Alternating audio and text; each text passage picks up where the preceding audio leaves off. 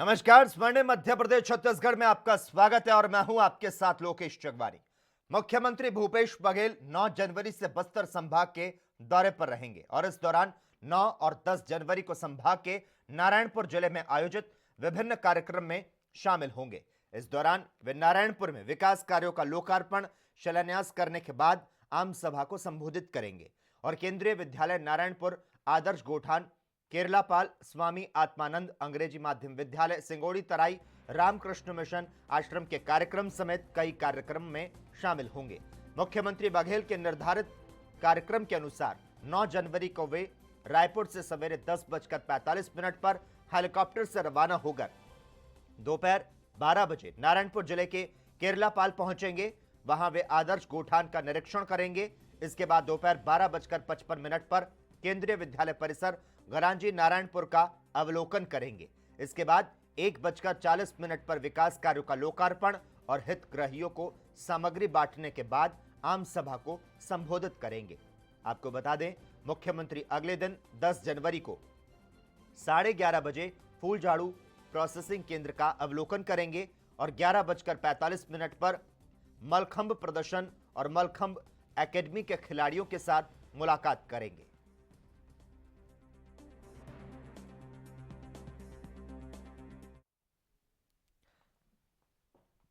छत्तीसगढ़ के लिए बड़ी स्वास्थ्य चुनौती बन चुके सिकल सेल की पहचान और इलाज और ज्यादा होने जा रही है।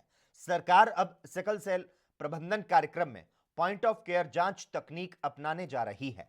बताया जा रहा है कि ऐसा करने वाला छत्तीसगढ़ पहला राज्य होगा। छत्तीसगढ़ के स्वास्थ्य और परिवार कल्याण मंत्री टीएस सिंहदेव ने आज 5 जिलों के लिए इसके पायलट प्रोजेक्ट की शुरुआत की। इस दौरान उन्होंने स्वास्थ्य कर्मियों से जांच किट का डेमोन्स्ट्रेशन देखा। यह पायलट प्रोजेक्ट दुर्ग, सरगुजा, दंतेवाड़ा, कोरबा और महासमुंद जिलों में चलेगा। स्वास्थ्य कर्मियों को इस तरह की जांच के लिए प्रशिक्षण Indian Council of Medical Research, Mumbai के National Institute of Immunohaematology के विशेषज्ञ दे रहे हैं। अगले सप्ताह तक जमीनी स्वास्थ्य कार्यकर्ताओं का प्रशिक्षण पूरा हो जाएगा। स्वास्थ्य मंत्री टीएस सिंहदेव ने कहा कि आज के समय में सिकल सेल असाध्य रोग नहीं रहा। ऐसी दवाएं मौजूद है जिससे सिकल सेल का मरीज सामान्य जीवन को जी सकता है, लेकिन इसके लिए रोग की पहचान जरूरी है। आज से शुरू हो रही परियोजना जांच को आसान बनाकर बीमारी की जांच को सरल बनाएगी। स्वास्थ्य मंत्री ने कहा कि रोग की पहचान शीघ्र होने से इलाज शीघ्र शुरू हो पाएगा।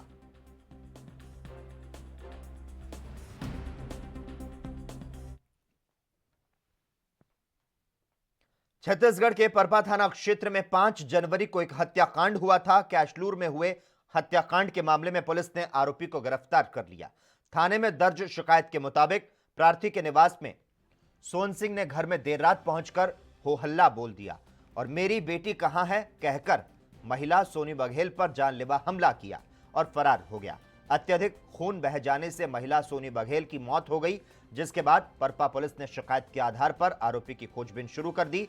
हत्या की घटना को लेकर तत्काल बस्तर पुलिस अधीक्षक ने टीम बनाते हुए आरोपी के सभी ठिकानों में दबिश दी और पता चला कि आरोपी सोन सिंह सुकमा पहुंच चुका है और हैदराबाद भागने की फिराक में लगा हुआ है। परपा थाने की टीम सुकमा बस स्टैंड पहुंची, जहां से आरोपी को गिरफ्तार करते हुए थाने ले आई।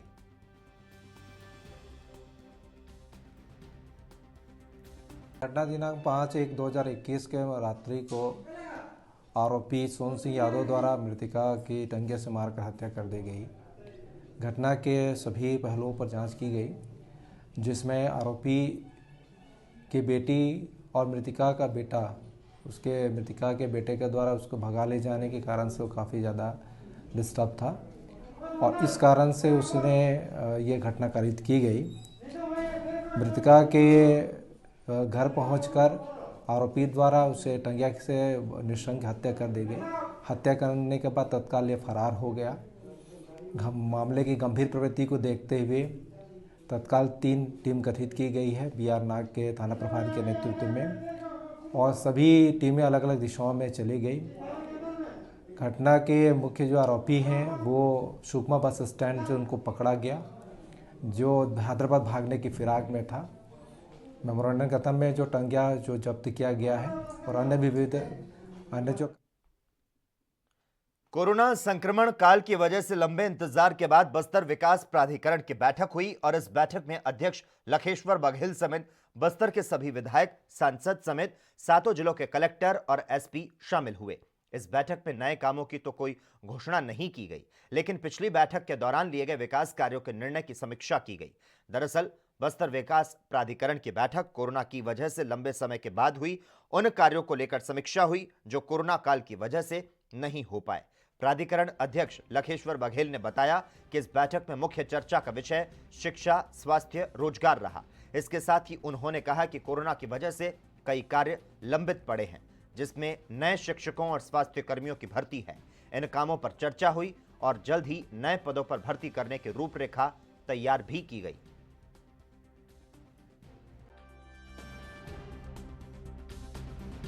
के बाद कोरोना के कारण से हम लोग पहली बार बैठक हुई और पिछले सीएम साहब की अध्यक्षता में हुई थी बैठक। उसमें कार्रवाई जो आई थी उसमें भी पुनः निवेदन करने के लिए, निराकरण करने के लिए जो शासन स्तर की बात है उस पर चर्चा हुई। और अभी वर्तमान में कई पर शिक्षा, स्वास्थ्य को लेकर बहुत से काम जो हो नहीं पा रहे हैं, इसके संबंध में सभी अधिकारियों से चर्चा करके उसको निराकरण करने का प्रयास करने की बात माननीय सदस्य लोग। छत्तीसगढ़ के दंतेवाड़ा जिले धुर नक्सल क्षेत्र के ग्राम घुमियापाल के 14 नक्सलियों ने गुरुवार को किरंदुल थाने में आत्मसमर्पण कर दिया। इनमें 2 नक्सली 1-1 लाख रुपए के इनामी हैं। एसपी डॉक्टर अभिषेक पल्लव ने बताया कि गुरुवार को 1-1 लाख रुपए के इनामी ने आत्मसमर्पण किया है। इनके साथ ही नक्सलियों ने भी आत्मसमर्पण किया।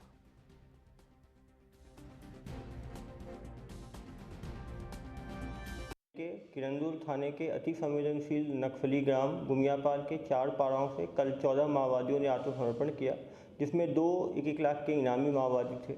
पिछले 6 महीने में लोन वराटू अभियान में 240 माओवादी आत्मसमर्पण कर चुके हैं, जिसमें 63 इनामी माओवादी हैं। जिस तरह दंतेवाड़ा के विभिन्न नक्सली प्रभावित इलाकों से बड़ी संख्या में नक्सली आके आत्मसमर्पण कर रहे हैं, गाँव के पब्लिक रिप्रेजेंटेटिव, गाँव के सरकारी कार्यकर्ता उनको मोटिवेट कर रहे हैं। तो 2021 में माओवादी के खात्मे में ये एक बड़ा अभियान के रूप में साबित होगा और हमें उम्मीद है कि कोरोना वैक्सीन को आखिर किस प्रकार से प्रयोग में लिया जाए और इसको लेकर क्या क्या व्यवस्थाएं होनी चाहिए, इसको लेकर आज जया आरोग्य अस्पताल कैंपस में सुपर स्पेशलिटी हॉस्पिटल के सामने स्थित टीवी अस्पताल में कोरोना वैक्सीन का ट्रायल रन किया गया और इस दौरान संभागीय आयुक्त श्री आशीष सक्सेना सहित मेडिकल कॉलेज के डॉक्टर और ग्वालियर सीएमएचओ डॉक्टर मनीष शर्मा उपस्थित रहे।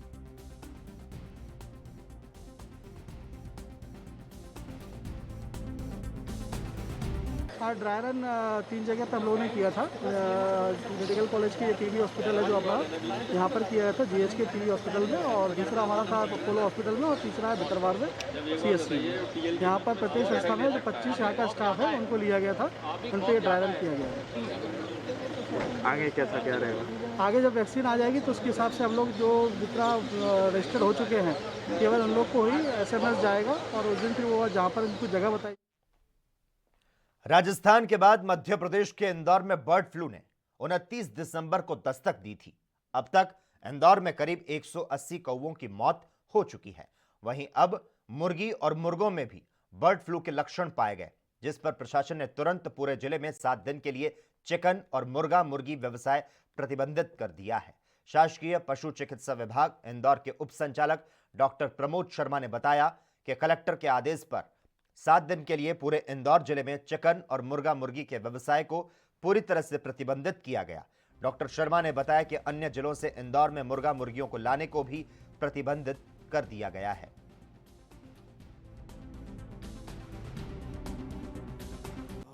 कुछ दुकानों पे जहाँ वो बिकते हैं उनमें से हमने जो सैंपल लिए थे उसमें कुछ पॉजिटिव आए हैं। उसमें H5 वायरस की पुष्टि हुई है और उसी के आधार पे अपन कार्रवाई कर रहे हैं। बाकी हमारे यहाँ फार्म वगैरह में जो मुर्गी के फार्म है उनके जो अपन ने सैंपल वगैरह भेजे थे उसमें किसी में भी पॉजिटिव की वही आज तक रिपोर्ट नहीं आई है। एहतियात के तौर पे सारी दुकानों को कल ही सीज करा दिया गया है संबंधित क्षेत्र में जो मूसाखेड़ी में है, और माननीय कलेक्टर कोरोना संक्रमण से बचाव के लिए वैज्ञानिकों ने वैक्सीन का इजाद कर दिया है। अब इसके सुरक्षित टीकाकरण की बारी है। टीकाकरण के लिए स्वास्थ्य विभाग के निर्देश पर अमल करना शुरू कर दिया गया है। टीकाकरण के लिए मध्य प्रदेश के बालाघाट में जिला प्रशासन ने तैयारियां शुरू कर दी है। कलेक्टर दीपक आर्य ने बताया कि स्वास्थ्य विभाग के दिशा निर्देशों के अनुसार बालाघाट जिले में टीकाकरण के लिए स्वास्थ्य अमले को ट्रेनिंग दी जा रही है।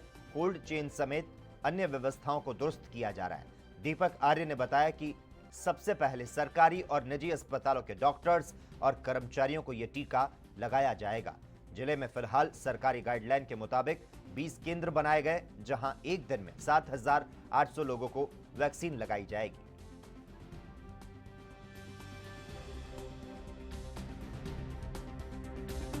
ये बेसिकली संभावित कोविड वैक्सीनेशन प्रारंभ होना है, उस संबंध में शासन निर्देश है कि जिला स्तर पर तैयारियां की जाएँ और उसी संबंध में हेल्थ वर्कर्स जो हैं उनको ट्रेनिंग दी जाए, इसके और ट्रायल रन किया जाए किस तरीके से जब ये प्रक्रिया असल में शुरुआत होगी तो उसकी तैयारी करके रखी जाए। उसी संबंध में ये ड्राई रन था आज। और पहला जो टारगेट है वो हेल्थ केयर वर्कर्स का है, जो कि प्राइवेट में और सरकारी संस्थाओं में हमारे जितने भी हेल्थ केयर वर्कर्स रहते हैं, जो कि फ्रंटलाइन फाइटर हैं, फ्रंटलाइन वर्कर्स हैं, जो कि सबसे ज़्यादा एक्सपोज है, जिनको उनकी संभावना होती है, उन लोगों को प्राथमिकता पर लगाया जाएगा। ऐसे हमारे 7,800 हेल्थ केयर वर्कर्स चिन्हित किए गए हैं, जिनका जो कि डेटाबेस में आ गए हैं, उनके नंबर और सारा डेटाबेस उनका बन गया है। जैसे ही मध्य प्रदेश के मुख्यमंत्री एक और जहां अपराधियों और भ्रष्टाचारियों को 100 फीट नीचे दफना देने की बात कह रहे हैं, तो वहीं दूसरी ओर रीवा जिले के ज्यादातर थानों में पुलिस फरियादियों से अपराधियों जैसा बर्ताव कर रही है। मामला रीवा जिले के चाकघाट थाने का है, जहां थाना प्रभारी ने फरियादियों के साथ गाली गलौज की और जेल में डाल देने की धमकी दी। दरअसल एक बुजुर्ग अपने परिवार के साथ जमीनी विवाद की रिपोर्ट को लेकर चाकघाट थाने पहुंचा, जिससे नाराज होकर चाकघाट थाना प्रभारी गाली गलौज करते हुए शिकायतकर्ता को अंदर कर देने की धमकी देने लगे। वीडियो में साफ तौर पर देखा जा सकता है कि किस प्रकार थाना प्रभारी खाकी के मद में चूर महिलाओं के सामने अभद्रता की सारी सीमाओं को लांघ रहे हैं।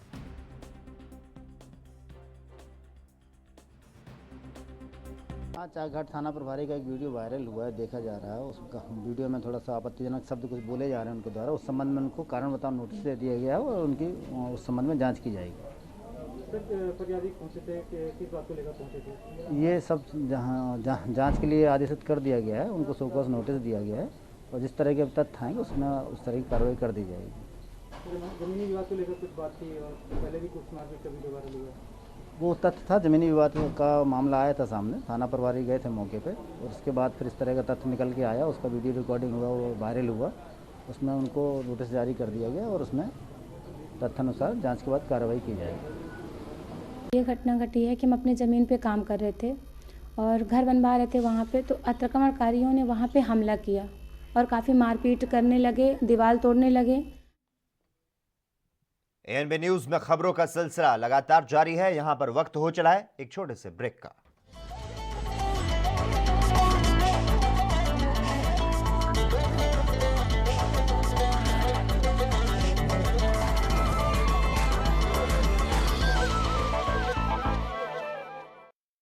क्या आप दुबले पतले कमजोर हैं, आपकी सेहत नहीं बनती, भूख कम लगती है, वजन नहीं बढ़ता? दरअसल मेन बात खाना पीना खाना नहीं है, मेन बात है खाया पिया लगना। और अगर खाया पिया लगेगा ही नहीं तो सेहत बनेगी कैसे? इसलिए हमारी संस्था सन्यासी आयुर्वेदा ने एक ऐसी दवा बनाई है जो कि आपके पाचन तंत्र को, आपके लीवर सिस्टम को ठीक करने का काम करती है, ताकि आप जो भी खाएं उसका पूरे का पूरा निचोड़ आपके शरीर को लगे, आपकी भूख बढ़े, खाया पिया सही से लगे, नया खून बने, हड्डियों में जान आए, वजन बढ़े, ताकत बढ़े, चेहरे पर नूर आए और आप मोटे तगड़े खूबसूरत पर्सनैलिटी के मालिक बन जाएं।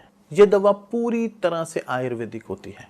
इसका शरीर पर कोई भी साइड इफेक्ट, कोई भी नुकसान या दुष्प्रभाव नहीं होता। लड़के लड़कियां दोनों इसका इस्तेमाल कर सकते हैं और पहले 15 दिन के अंदर ही आपको इसका असर महसूस हो जाएगा। सिर्फ 650 रुपए की पूरे 1 महीने की दवा होती है और आप इसे घर बैठे 01145454545 पर फोन करके दवा मंगवा सकते हैं।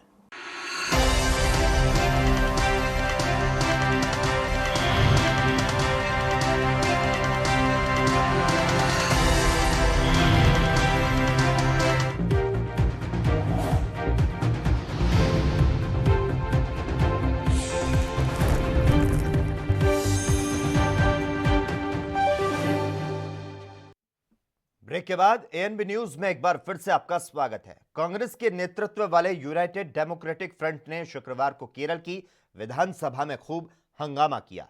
केरल विधानसभा के बजट सत्र के पहले दिन राज्यपाल आरिफ मोहम्मद खान के भाषण का बहिष्कार किया गया। राज्यपाल आरिफ मोहम्मद खान जैसे ही सदन में अपना भाषण देने के लिए आए, विपक्षी विधायक बैनर और पोस्टर के साथ मुख्यमंत्री पिनराई विजयन के साथ ही स्पीकर के खिलाफ नारेबाजी करने लगे। विधायकों के मुताबिक केरल के इतिहास में यह अब तक की सबसे भ्रष्ट सरकार है। डॉलर स्मगलिंग केस में स्पीकर पी श्रीरामकृष्णन के निजी सचिव के अयप्पन को नोटिस मिलने के बाद से उन्हें विपक्ष का विरोध झेलना पड़ रहा है। अयप्पन से कस्टम टीम ने शुक्रवार सुबह पूछताछ की थी। राज्यपाल ने विपक्षी विधायकों से आग्रह किया कि वे संवैधानिक प्रक्रिया पूरी होने दें। उन्होंने कहा, मैं अपना संवैधानिक कर्तव्य पूरा कर रहा हूं। ये उम्मीद है कि जब राज्यपाल संविधान में निहित अपना कोई कार्य कर रहा हो तो कोई अड़चन ना पैदा की जाए। इसके बाद उन्होंने बीते 4.5 सालों में केरल की लेफ्ट सरकार की उपलब्धियों को गिनाया। विपक्षी नेताओं ने सदन से वॉकआउट किया और सदन के बाहर धरने पर बैठकर नारेबाजी करने लगे।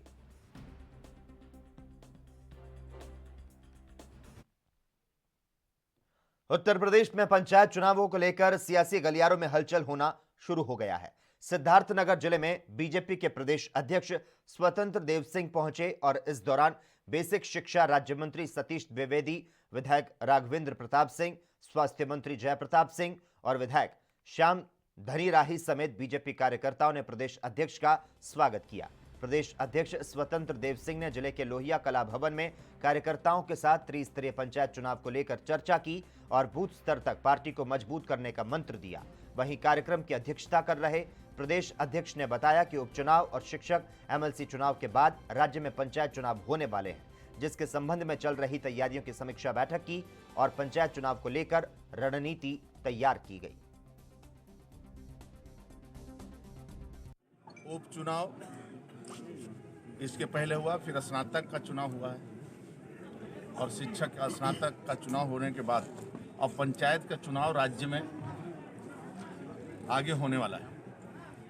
उसके निमित्त राज्य के अंदर जनपदवार प्रदेश के प्रभारी और प्रदेश के संगठन महामंत्री और प्रदेश के महामंत्री, ये सभी लोग जिलेवार प्रवास कर रहे हैं। उसी में मेरा भी सिद्धार्थनगर और इधर महाराजगंज, फिर अयोध्या होगा। उसी के निमित्त आज जिला पंचायत जो वार्ड के सदस्य, वार्ड के जो संयोजक बनाए गए हैं, ऐसे मंडल अध्यक्ष, मंडल के प्रभारी, लोगों की मीटिंग है। आगे पंचायत चुनाव को लेकर क्या तैयारी चल रही है, नीचे कैसा गठन हुआ है, उसकी समीक्षा बैठी। उसी के निमित्त आज आए हैं, क्योंकि केंद्र और राज्य सरकार ने पहली बार, जब आदरणीय मोदी जी आए हैं, पंचायत के लिए धन का आवंटन हो चाहे कुछ भी हो, वह इतने बड़े पैमाने। दिल्ली में आज से दूसरे दौर का कोरोना वैक्सीन ट्रायल शुरू हो चुका है। दिल्ली के सभी जिलों में ट्रायल के तौर पर वैक्सीन लगाने का काम जारी है। इन जिलों में दक्षिणी दिल्ली, दक्षिणी पूर्व दिल्ली, उत्तर पश्चिमी दिल्ली और नई दिल्ली शामिल है। दिल्ली में कोरोना वैक्सीन का पहला ट्रायल 2 जनवरी को 3 जगह पर शादरा के जीटीपी अस्पताल, दरियागंज के शहरी प्राथमिक स्वास्थ्य केंद्र और द्वारका में वेंकटेश्वर अस्पताल में किया गया था। दिल्ली के स्वास्थ्य मंत्री सत्येंद्र जैन ने इसके पहले कहा था कि टीका उपलब्ध होने पर दिल्ली के लोगों को मुफ्त टीका दिया जाएगा और दिल्ली सरकार ने टीकाकरण अभियान के लिए पूरी तैयारियां कर ली है। दिल्ली में टीकाकरण के लिए 1000 केंद्र बनाए जाएंगे। इनमें पहले चरण में करीब 600 केंद्र होंगे। अधिकारियों ने बताया कि हर टीकाकरण केंद्र पर कई बूथ होंगे और हर बूथ में कम से कम 100 लोगों को टीका दिया जा सकेगा।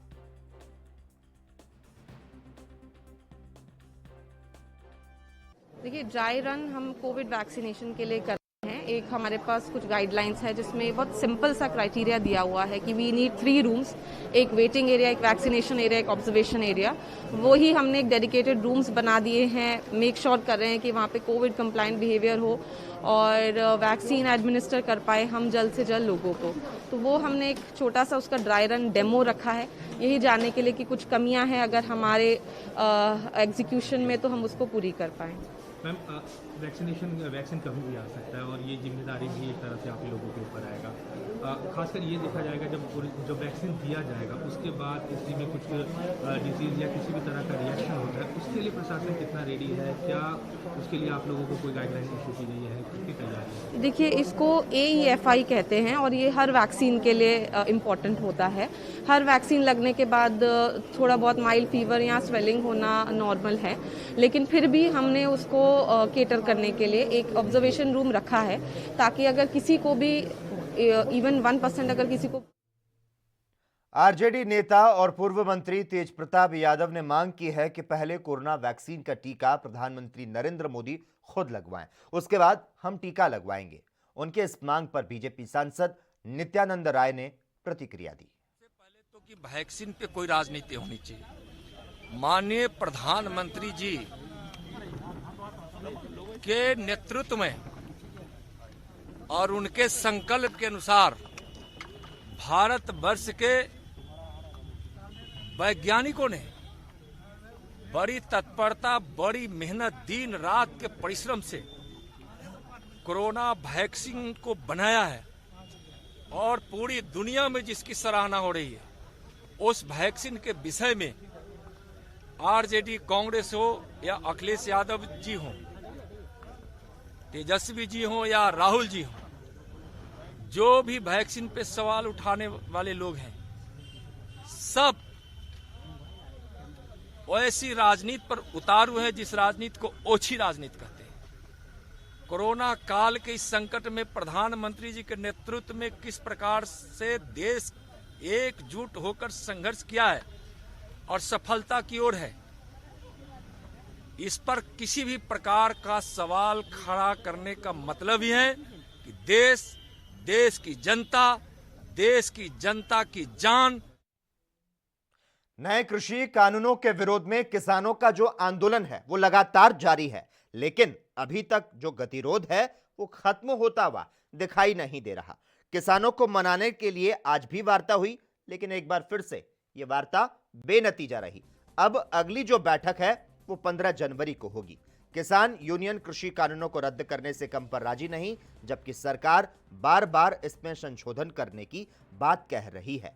बातचीत से पहले गुरुवार को हजारों किसानों ने दिल्ली के चारों ओर ट्रैक्टर रैली निकालकर सरकार को अपनी शक्ति का एहसास कराया था।